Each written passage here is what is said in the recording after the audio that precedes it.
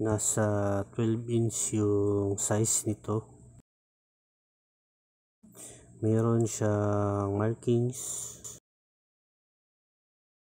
Meron din siyang mga parts na articulated. Mabigat din siya. Hard plastic ang kanyang materials. Pwede siyang ma-transform sa robot. Ganito yung pagka-transform sa robot. Ititiklop muna yung sa baba niya. Yan yung ulo ng truck. Medyo mahirap lang siya i-transform. Sunod naman ay dun sa likod. Tataas lang yung dalawang braso niya.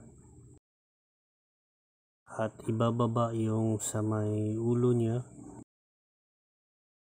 para ma-form na yung sa likod niya.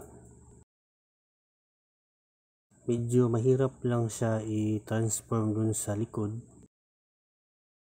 Hindi ko pa gaanong kabisado kasi.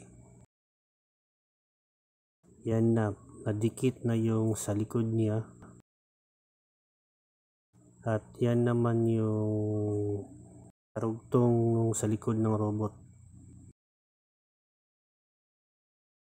Yan, nakabit na siya. Ganyan na yung itsura niya pag naka-transform na siya sa truck. Kailangan lang ayusin dun sa harap. Yan na yung itsura niya pagkatapos matransform sa truck. Nasa 7 to 8 inch yung haba niya. Good rolling condition naman yung gulong. Good for collection siya.